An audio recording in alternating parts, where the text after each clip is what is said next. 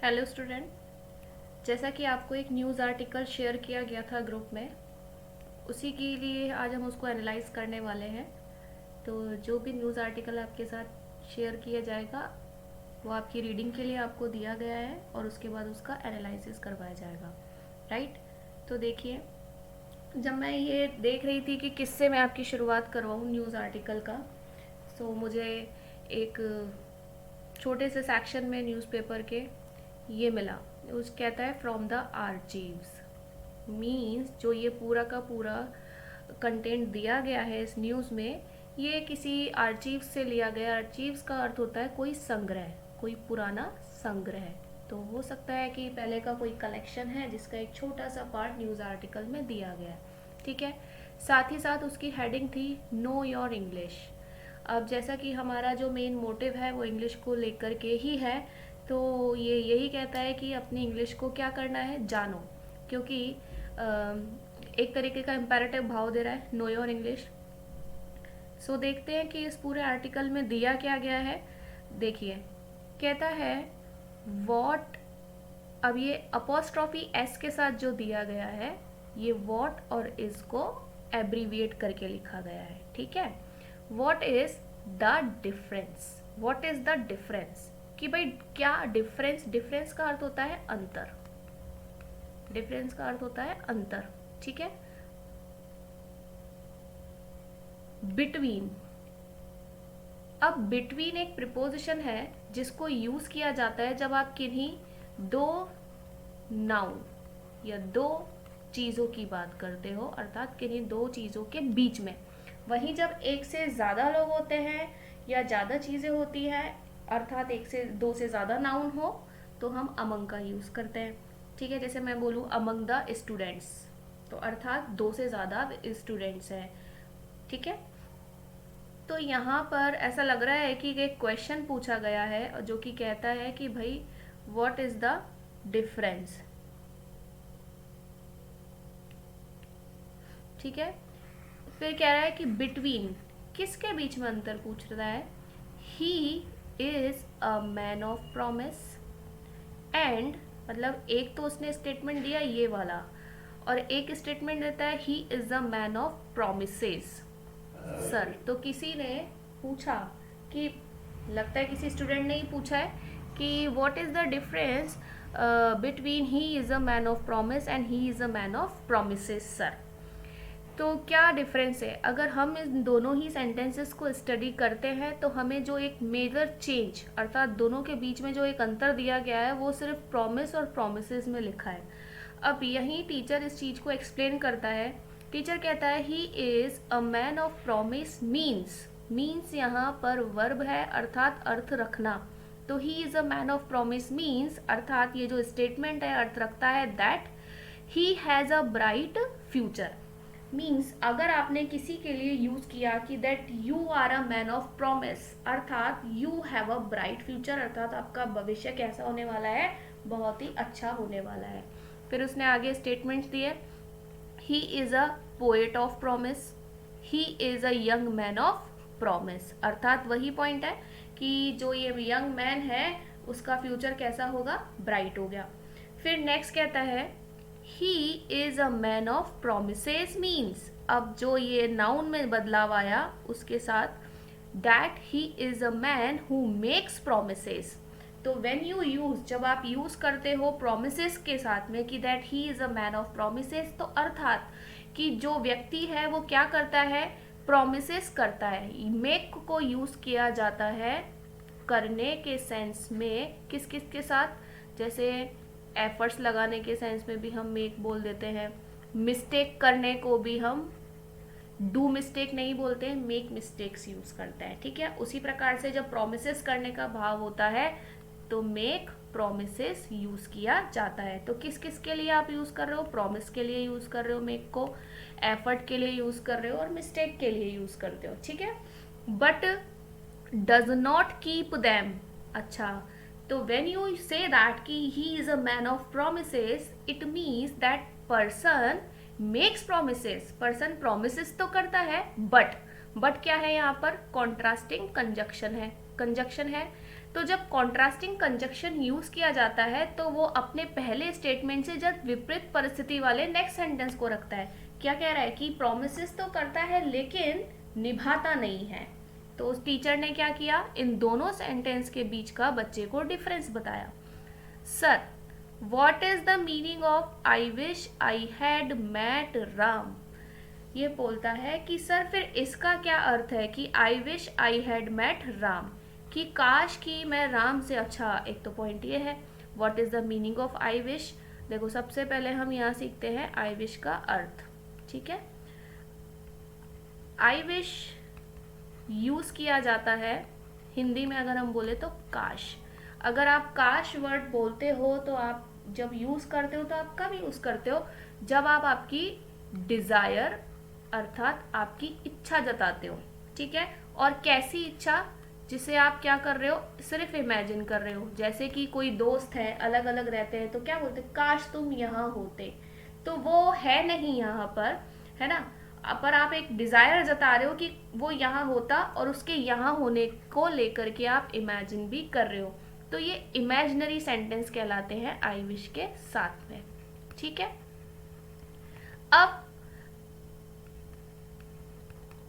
I wish, I were, I wish I had, ये दोनों ही क्या है, पास्ट सिंपल है। ठीक है, right. I wish I had, अब इस वर के बाद जैसे आप लगाओ आई विश आई वर यू। ठीक है, तो ये क्या देता है कि काश कि मैं तुम होता, राइट। तो ये पोर्शन कहलाता आपका क्या है, प्रेजेंट इमेजिनरी कहलाता है। क्या कहलाता है, प्रेजेंट इमेजिनरी। क्यों? क्योंकि आप उस रूप में, उस रोल में, और हेड के साथ आप नाउन यूज करो। जैसे कि मैं बोलूं I wish I had a car, right. तो मैं यहाँ क्या विश कर रही हूँ, क्योंकि आपने देखा होगा कि अगर हम हैज, हैव और हैड की बात करते हैं तो ये सभी पोजीशन के लिए भी काम आते हैं। जैसे अगर आपको प्रेजेंट में पोजीशन दिखाना है तो I have, she has use करते हो, और वहीं जब पास्ट का पोजीशन दिखाते हो तो हैड यूज करते हो। ठीक है, तो ये पोजीशन के लिए यूज किया गया है, इसलिए मैंने कहा कि पास्ट सिंपल है। बाकी जो ये कॉन्सेप्ट है हैज, हैव, हैड, ये सभी मैं आपको आगे के जो ग्रामर का स्टार्ट करूंगी उनमें इन सभी चीजों को एक्सप्लेन भी करूंगी। ठीक है, तो देखो आई हैड अ कार वाला सीन। ठीक है, अब आई विश आई हैड, और इस हैड के बाद आप या तो बीन लगा रहे हो या थर्ड फॉर्म लगा रहे हो, जैसे, तो ये सेंस देगा आपको किसका, पास्ट इमेजिनरी का। किसका सेंस देगा, पास्ट इमेजिनरी। ठीक है, तो देखो समझना, जैसे मैं बोलूं I wish I had met her, difference समझना, I wish I had met her. और एक मैं यही लिखती हूं, आई विश आई मेट हर। तो पहला पॉइंट तो ये है कि मीट की जो सेकंड और थर्ड फॉर्म होती है वो मेट, सेकंड और थर्ड भी मेट ही होती है। पर यहाँ पर कैसे डिफरेंशिएट करोगे कि यहाँ पर हेड के साथ यूज हो रहा है तो ये थर्ड फॉर्म है, यहाँ पे बिना किसी हेल्पिंग वर्ब के लिए यूज हो रहा है तो यहाँ पर सेकंड फॉर्म है। तो आप अपने सेंटेंस को दोनों ही रूप में रख सकते हो, लेकिन दोनों ही का ही एक अलग ही अर्थ होता है। कैसे अर्थ अंतर है, देखो ये तो मेरा पास्ट इमेजिनरी का है और नेक्स्ट वाला मेरा present imaginary. I wish I met her, काश मैं उससे मिलती वाला भाव देगा। और I wish I had met her, तो ये देगा कि काश मैंने उससे मिल लिया होता। अर्थात आपके पास्ट में आपकी सिचुएशन ऐसी थी कि आप किसी से मिल सकते थे पर आप मिले नहीं। ठीक है, और नेक्स्ट कहता है कि सिर्फ प्रेजेंट में ला करके आपको प्रेजेंट इमेजिनरी प्रेजेंट करता है। जैसे कि I wish I met her, काश मैं उससे मिलती। एक तो काश मैं उससे मिलूं, तो ये तो अलग ही सेंस क्रिएट करेगा आपका। ठीक है, तो देखो वापस से एक बार अपने इस पर आ जाते हैं हम। हाँ, बच्चे ने पूछा I wish I had met Ram. देखो जैसे मैंने अभी वहां लिखा I wish I had met लिखा था, ठीक है। तो ये यहाँ पे भी क्या कह रहा है कि बताओ sir what is the meaning of I wish I had met Ram, कि क्या अर्थ निकलेगा इसका कि काश कि मैं राम से मिल लिया होता। तो अब देखो टीचर उसको इंग्लिश में ही एक्सप्लेन कर रहा है। हिंदी में तो we have so many options to describe कि देखो हिंदी में ऐसे अर्थ निकल रहा है, हिंदी में ऐसे अर्थ निकल रहा है, पर ये आप इस चीज को तभी सेंस में करने पाओगे जब आपको इन रियलिटी किसी चीज का सेंस पता होगा इंग्लिश में। तो देखो टीचर क्या कहता है, it means that the person concern, अर्थात जिस पर्सन की बात कर रहे हैं, अर्थात जो ये आई यहाँ यूज हो रहा है ना, ये कह रहा है the person concern did not meet Ram. जैसा कि मैंने आपको कैसे बताया कि काश मैंने राम से मिल लिया होता, तो इसका अर्थ क्या निकल रहा है कि मतलब वो उस राम से मिला नहीं। तो वो यही कह रहा है कि पर्सन जो कंसर्न, जिस व्यक्ति की बात की गई है, डिड नॉट मीट राम, वो राम से मिला नहीं था। फिर देखो कहता है he would have been happy, वो खुश होता if he had met him, अगर वो उससे मिल लिया होता। अब दूसरा पॉइंट समझो। अभी मैंने आई विश तो बता दिया आपको, पर ये जो सेंटेंस है ये कंडीशनल सेंटेंस है। कंडीशनल सेंटेंस जिसमें आप कंडीशन जताते हो, जिसमें एक रिजल्ट क्लॉज होता है और एक कंडीशनल क्लॉज होता है। एक होता है आपका कंडीशनल क्लॉज और एक होता है आपका रिजल्ट क्लॉज, राइट। तो उसने क्या किया, इफ यूज किया है एक जगह, तो ये कंडीशनल कंजक्शन है। जिस पार्ट में इफ यूज हो रहा है वो कंडीशनल कंजक्शन कहलाएगा, और उसके बाद जो उसका रिजल्ट बता रहा है that will called result clause, ठीक है। तो ये वैसे भी सारी चीजें मैं आपको ग्रामर की क्लास में डिस्कस करूंगी, तो आप वहां भी समझ जाइएगा इसको, ठीक है। तो कहता है कि हाँ, बट एक पॉइंट समझने लायक है जो मैंने अभी आपको यहाँ पर एक्सप्लेन किया। जब आपका पास्ट इमेजिनरी एक्शन होता है, पास्ट इमेजिनरी एक्शन है ना, हैड और मेट के साथ अर्थात V3 के साथ यूज हो रहा है, तो वहां पर वुड के साथ, किसके साथ, वुड के साथ हैव प्लस V3 यूज करते हैं। बट वहीं जब सिर्फ सेकेंड फॉर्म यूज होती है तो वुड के साथ V1 यूज करते हैं, क्योंकि मॉडल क्या है, वुड मॉडल है, तो अपने बाद V1 यूज करता है। तो ये ध्यान रखिएगा कि जब सिर्फ सेकंड फॉर्म यूज हो रही है तो वुड प्लस V1 आएगा, बट जैसे ही पास्ट परफेक्ट सेंस यूज हो रहा है तो वुड के साथ परफेक्ट फॉर्म फॉलो होगी। और जैसा कि कह रही हूँ कि आगे डिस्कस जरूर करेंगे इस चीज को भी। तो फिर देखो कह रहा है कि he would have been happy if he had met him, कि वो खुश होता अगर वो उससे मिल लिया होता। फिर I wish Sita had some money, ये है सिर्फ प्रेजेंट इमेजिनरी, कि काश की सीता के पास पैसा होता, है ना। Mean Sita does not have money, तो प्रेजेंट में बता रहा है कि अर्थात क्या निकल रहा है कि सीता के पास पैसा नहीं है, but I would have been happy if she had, but मैं क्या होता, खुश होता अगर उसके पास पैसा होता। फिर उसने और एग्जाम्पल दिए, I wish he had come, I wish he had come, काश की वो आ गया होता, अर्थात क्या निकल रहा है, he did not come, right, यही भाव देगा। I wish they had studied English, काश की वो इंग्लिश पढ़ लिए होते, अर्थात they did not study English. She never has a time, ये प्रेजेंट का है, प्रेजेंट के लिए बता रहा है कि भाई उसके पास कभी भी समय नहीं होता है। किस चीज के लिए नहीं होता है, फॉर रीडिंग, पढ़ने के लिए। एंड विशेस, और क्या रखती है, इच्छा। देखो यहाँ आई विश काश का भाव दे रहा है, लेकिन यहाँ शी विशेस सेंस ही ना, शी विशेस अर्थात यहाँ इच्छा रखना का भाव। देखो दोनों के बीच में डिफरेंस बताने के लिए कैसे टीचर ने अलग अलग आंसर दिया, कि देखो आई विश के साथ तो काश सेंस यूज होगा, लेकिन शी नेवर हैज टाइम और for reading and wishes she had, तो यहाँ पे वो सिर्फ विश रखती है अर्थात इच्छा रखती है कि उसके पास होता। I wish he had not married, देखो एक और एग्जाम्पल, फिर कहता है कि I wish he had not married, काश की उसने शादी नहीं किया होता, अर्थात ही मैरिड, अर्थात उसने शादी कर लिया। आई wish you had done it, काश कि तुमने ये कर लिया होता, अर्थात ही डिडंट डू इट, कि उसने इस काम को नहीं किया।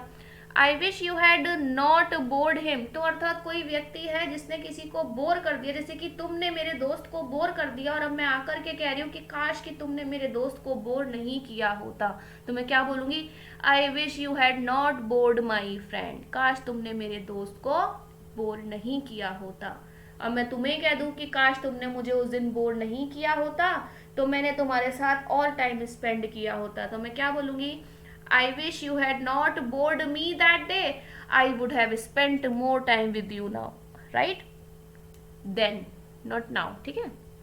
तो इसी तरीके से अब नेक्स्ट सेंटेंस में आते हैं। फिर टीचर पूछता है I hope you understand, hope करता है यानी कि कह रहा है भाई मैं उम्मीद करता हूं, क्या करता हूं, उम्मीद करता हूं, you understand the meaning now, कि अब शायद तुम मीनिंग समझ गए हो। Yes sir, how do you distinguish, देखो डिस्टिंग्विश का मतलब क्या है, डिस्टिंक्शन का अर्थ होता है अंतर करना, क्या, अंतर करना, कि आप कैसे अंतर करते हो एल्डरली में, एजेड में और ओल्ड में। 3 वर्ड दिए बच्चे ने, क्योंकि बच्चा क्या कंफ्यूज होता है, वो कहता है एल्डरली पढ़ता हूँ तो भी बड़ा लिखा हुआ आता है, एजेड पढ़ता हूँ तो भी बड़ा लिखा हुआ आता है, ओल्ड पढ़ता हूँ तो भी बड़ा लिखा हुआ आता है, अर्थात बूढ़ा, मेरे बड़े कहने का अर्थ है अर्थात बूढ़ा, राइट। तो देखो अब बच्चे ने जब टीचर से पूछा कि अब इनके बीच में क्या अंतर है, क्या आप इनमें डिस्टिंग्विश करते हो, हाउ डू यू डिस्टिंग्विश, आप कैसे डिस्टिंग्विश करते हो, आप कैसे अंतर करते हो, तो देखो एक चीज मैं आपको बता देती हूँ। एक जब आपने एज वर्ड पढ़ा है, राइट, उम्र, जब सिर्फ उम्र के सेंस में आप इसको यूज करते हो, इसकी सेकेंड और थर्ड फॉर्म को, तो हम सिर्फ एज्ड बोलते हैं, राइट, एज्ड। लेकिन जब इसी वर्ड को हम किसी बुजुर्ग के सेंस में यूज करेंगे तो हम इसको प्रोनाउंस भी करेंगे एजेड, नॉट एज्ड, ठीक है, एजेड। तो दोनों के प्रोनाउंसिएशन में भी डिफरेंस है, राइट। चलो अब आगे आते हैं। अब देखो टीचर कितने अच्छे से एक्सप्लेन कर रहा है यहाँ पे, अ पर्सन इज एजेड, कि देखो एजेड को एक्सप्लेन कर रहा है पहले कि a person is aged when he is very old, जब कोई व्यक्ति बहुत ही ज्यादा बूढ़ा हो, वेरी ओल्ड, है ना। अच्छा देखो ओल्ड को हम कई बार कैसे यूज करते हैं, ओल्ड सॉन्ग, ओल्ड जोक, तो क्या ये जोक बूढ़े हो चुके हैं, क्या ये सॉन्ग बूढ़ा हो चुका है, नहीं, ये सॉन्ग पुराने हो चुके हैं। तो अभी देखना ये इसके जरूर ओल्ड को भी डिफरेंशिएट करेगा, बताएगा जरूर। तो देखो क्या कह रहा है, a person is aged when he is very old, तो पर्सन जब एजेड होता है जब वो अत्यधिक बहुत ज्यादा बूढ़ा हो। Aged carries connotation, what is the meaning of connotation, connotation का मतलब होता है अर्थ, ठीक है। तो aged carries connotation of weakness, देखो बहुत बूढ़ा जब व्यक्ति हो जाता है तो आपको पता है कि अब उसकी बॉडी में भाई इतना वही वाला एक्टिवनेस, वही वाली एनर्जी नहीं है, तो वो कैसा होगा, वीक होगा। तो एजेड क्या करता है, aged carries connotations of weakness, तो एजेड किस भाव को लेकर के आता है भाई, वीकनेस के भाव को लेकर आता है। और वही कहता है an elderly person is one who is no longer young, लेकिन एल्डरली उसके लिए यूज किया जाता है जो अब यंग नहीं है, यंग नहीं है, ठीक है, सिर्फ ये कह रहा है कि जो यंग नहीं है, लेकिन वो ये भी नहीं कह रहा कि जो बूढ़ा है। आगे पढ़ना, कहता है he is past the prime of life, कहता है he is past the prime of life. अब आओ पहले तो पास्ट द प्राइम को भी समझ लेते हैं।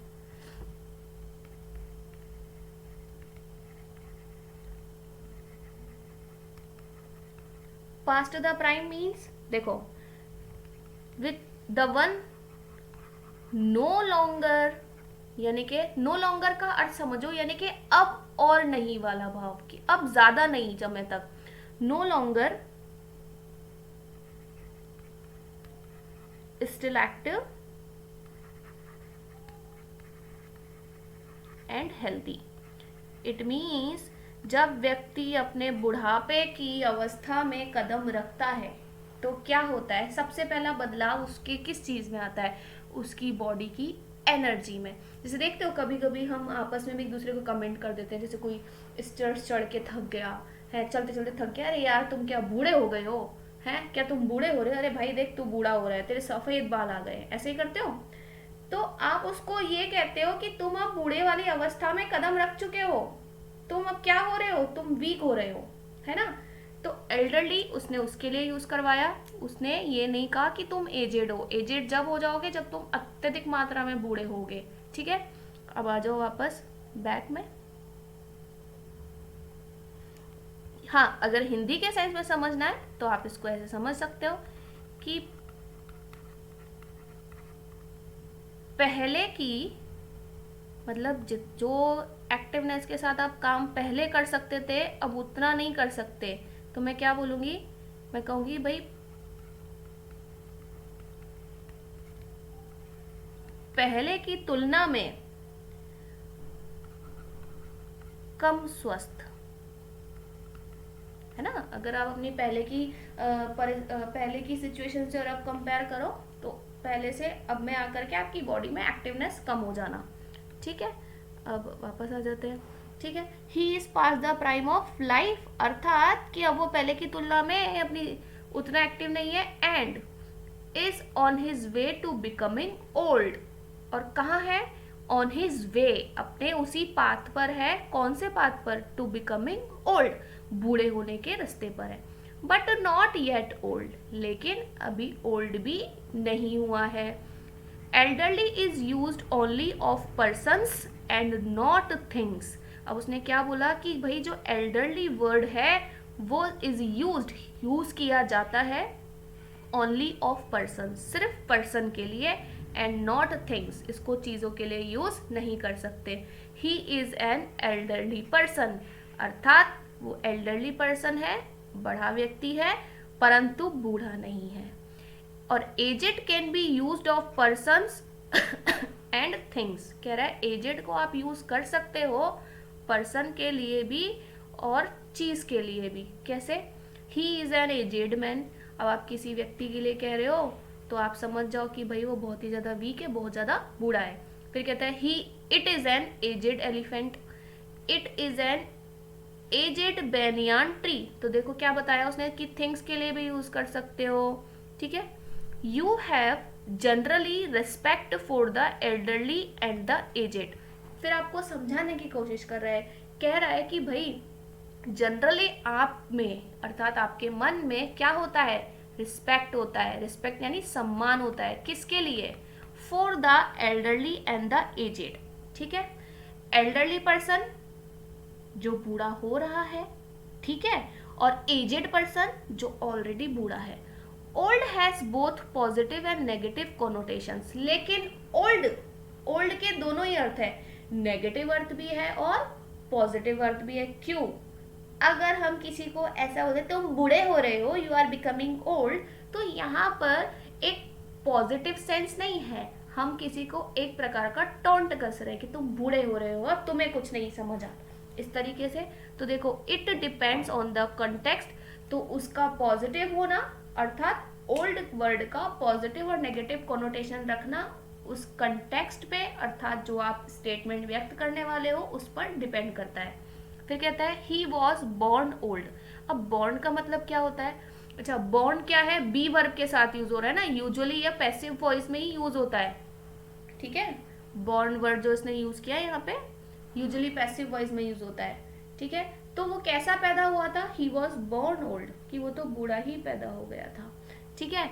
ही इज एन ओल्ड फूल, यानी जो ये व्यक्ति फूल है वो आज से बेवकूफ नहीं है, वो पहले से बेवकूफ चलता आ रहा है। दैट इज वाई कहा जा रहा है कि he is an old fool, यानी कि ये भाई ये पहले से ये पुराना बेवकूफ आदमी है, अभी नया नया बेवकूफ नहीं बना है।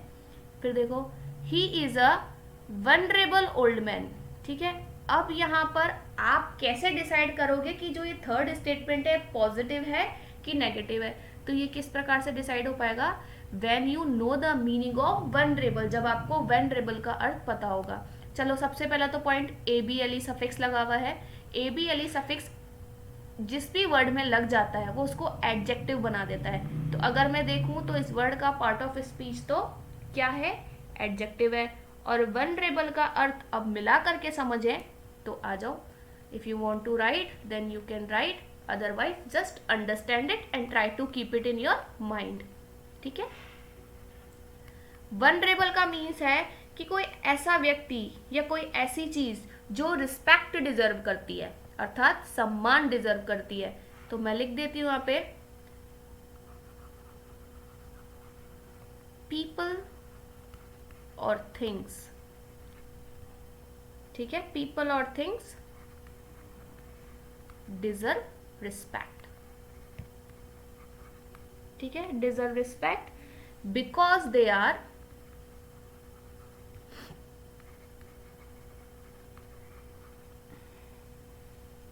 ओल्ड. उसने ओल्ड मैन के लिए यूज किया था. इम्पोर्टेंट या तो ओल्ड है या इम्पोर्टेंट है या वाइज है. तो ये देखो ओल्ड आ गया, इम्पोर्टेंट आ गया, वाइज आ गया, तो कहीं ना कहीं ये पॉजिटिव सेंस में यूज किया गया है. राइट. तो देखो ही is a vulnerable old man, अर्थात यहाँ पर इस ओल्ड वर्ड को पॉजिटिव सेंस में यूज किया गया है. ठीक है. अब आते हैं, कहता है an aged man is older than an old man. ये तो हमारा ऊपर वैसे ही क्लियर हो गया था, उसने जैसे ही यहाँ पर वेरी ओल्ड लिखा था, है ना. Aged man is very old, तो aged man is older than an old man. जो एजेड व्यक्ति है यहाँ पे कंपैरेटिव यूज हो रहा है. देखो एक तो एजेड मैन को कंपेयर कर रहा है किससे, ओल्ड मैन से, तो दोनों में कंपैरिजन जता रहा है कि an aged man is older than an old man. ठीक है. फिर आ जाओ नेक्स्ट, क्या कहता है an elderly person is younger than an old man. फिर इसने क्या किया, एल्डरली पर्सन को यूज किया. अब एल्डरली पर्सन तो क्या होगा, इट इज ऑब्वियस, क्योंकि हमने स्टडी किया कि एल्डरली पर्सन वो है जो अपनी उस अवस्था में सिर्फ कदम रख रहा है, अर्थात उस रास्ते पे चल रहा है, अर्थात बूढ़े होने की रास्ते पे चल रहा है, लेकिन बूढ़ा नहीं है. तो क्या कहेंगे, an elderly person is younger than an old person. Sir is it correct to say, फिर बच्चे ने फिर समझने के बाद पूछा, I am in the receipt of your letter, कि सर क्या ये कहना सही है कि मैंने जो स्टेटमेंट कहा I am in the receipt of your letter. तो सर क्या कहते हैं, देखो नो इट शुड बी, इसे होना चाहिए किस तरीके से कि I am in receipt of your letter, अर्थात क्या कह रहा है कि द डिटरमिनर की यूज नहीं है, जरूरत नहीं है. क्या कहता है, there should be no definite article before receipt. कह रहा है कि भाई कोई भी डेफिनेट आर्टिकल, आर्टिकल आपके होते हैं ए एन और दी. ए और एन जो होते हैं ये इनडेफिनेट आर्टिकल कहलाते हैं और द जो है वो डेफिनेट आर्टिकल कहलाता है. ठीक है. इस पे भी चर्चा करेंगे. फिर देखो क्या कहता है, receipt in this context, so you also say, आप ये कहो, ये भी कह सकते हो I acknowledge receipt of your letter. Acknowledge करना या I am in receipt of your letter का अर्थ क्या है, पहले ये समझ लेते हैं हम. इसका अर्थ ये निकलता है कि आप किसी सामने वाले को ये बता रहे हो, अर्थात लेटर को रिसीव करने की एक्सेप्टेंस जता रहे हो कि हाँ भाई आपने किसी का लेटर जो है वो रिसीव कर लिया है. एक्नॉलेज का अर्थ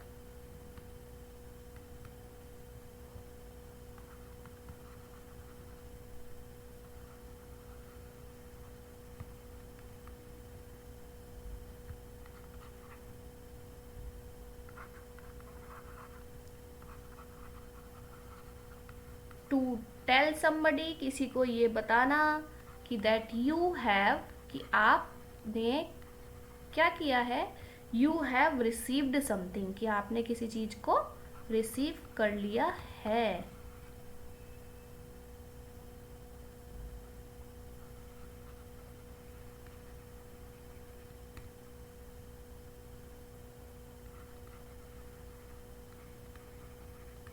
जो आपको किसी ने भेजी है. तो अक्नॉलेज और I am in receipt of your letter दोनों का ही सेम भाव है कि अर्थात यू आर अक्नॉलेजिंग दैट, अर्थात you are admitting that you have received whatever someone sent you, कि किसी ने आपको जो भी चीज भेजी वो आपने रिसीव कर ली है. तो these two sentences are used only in formal context, लेकिन जो ये अभी हमने दोनों ही सेंटेंस को स्टडी किया ये एक फॉर्मल कंटेंट है, अर्थात औपचारिक भाव में इनसे व्यक्त किया जाता है। फिर कहता है नॉर्मली एडवर्ब है जिसका अर्थ है सामान्यता, सामान्यता है। You say I have received your letter, क्योंकि इन द एंड उसको एक्सेप्ट तो यही करना है कि भाई मैंने तुम्हारा लेटर रिसीव कर लिया है, लेकिन I acknowledge receipt of your letter और I am in receipt of your letter दोनों ही एक फॉर्मल सेंटेंसेज हैं, लेकिन एक तरीके से नॉर्मल सेंस में आप ये कह सकते हो कि I have received your letter, जो कि क्या कहता है, this is simpler and better. अच्छा, तो टीचर ने बच्चे को दोनों चीज़ों में डिफरेंस बताया, दोनों चीज़ें उसको एक्सप्लेन करी और साथ ही साथ उसको ये भी कहा कि आप नॉर्मली ये भी कह सकते हो, आप ये कहते हो और ये जो कह रहे हो I have received your letter, ये बहुत ही सिंपलर। देखो सिंपल का कंपैरेटिव, सिंपल मतलब आसान और सिंपलर मतलब ज़्यादा आसान, गुड मतलब अच्छा, बेटर मतलब अच्छे से ज़्यादा अच्छा अर्थात बेहतर। तो कह रहा है कि भाई जो I have received your letter है ये ज़्यादा आसान और बेहतर है। Always try to be simple in your speech and writing. क्या कह रहा है कि भाई हमेशा कोशिश करो, ट्राई टू बी क्या होने की कोशिश करना है, सिंपल होने का कोशिश करो, इन योर स्पीच एंड राइटिंग। तो कितना अच्छा भाव दे दिया कि जब आप किसी लैंग्वेज को किसी लैंग्वेज के थ्रू अपने मैसेज को कन्वे करने की कोशिश करते हो, चाहे आप राइटिंग में करो चाहे आप स्पीकिंग करके अर्थात वर्बली करो, वर्बली मतलब ओरली अर्थात सिर्फ बोल करके करो, है ना, मौखिक रूप से। तो कहता है कि try to be simple in your speech and writing, let's stop here and goodbye. तो मैं भी आपसे वैसे गुड बाय कहूंगी, परंतु हाँ इट इज राइट कि जब आप किसी चीज को लिखते हो या बोलते हो तो कोशिश करो कि वो सिंपल फॉर्मेट में हो, है ना, क्योंकि जब आप इंग्लिश बोल रहे हो तो बहुत सारे लोग कॉमनली यूज्ड वर्ड से फैमिलियर होते हैं लेकिन टिपिकल वर्ड से फैमिलियर नहीं होते। तो ट्राई टू बी सिंपल, ताकि पढ़ने वाले को और लिखने वाले को आप जो भी कन्वे करना चाह रहे हो वो उसको क्या कर सके, डिकोड कर सके। डिकोड का अर्थ आपको पता होगा, जैसे कि हम अपना कोई इंस्ट्रक्शन कंप्यूटर सिस्टम में देते हैं, तो अगर हमारा इंस्ट्रक्शन ही सही नहीं होगा तो कंप्यूटर सिस्टम उसको क्या नहीं करेगा, प्रोसेस नहीं करेगा, प्रोसेस नहीं करेगा तो आउटपुट आपका रॉन्ग हो जाएगा। तो same thing applies with the language also, language के साथ भी यही चीज़ अप्लाई होती है कि आप अपने इंस्ट्रक्शन को, अपने मैसेज को बिल्कुल इस तरीके से कन्वे करो जिस तरीके से सामने वाला उसको एक्सेप्ट कर सके। ठीक है, so let's goodbye, thank you sir, goodbye. तो टीचर ने बच्चे को खुद ही कह दिया कि भाई गुड बाय ये यहीं स्टॉप करते हैं। तो जैसे कि स्टूडेंट के कभी क्वेश्चंस ख़त्म नहीं होते हैं और टीचर की जो रिस्पॉन्सिबिलिटी आंसर करने की वो भी कभी ख़त्म नहीं होती है, बट हाँ हमें सिर्फ एक हॉल्ट लाना पड़ता है, सिर्फ एक पॉज लाना पड़ता है। सो इसी के साथ मैं भी आपको गुड बाय कहती हूँ। आई होप आपको समझ में आया होगा। ये सिर्फ एक सेक्शन था कि अपनी रीडिंग को कैसे इम्प्रूव करना है, कैसे चीज़ों को समझना है। तो आज इसका ये पहला पार्ट था। आई होप कि आगे जो भी हम प्रोसीड करेंगे वो भी आपको समझ में आए।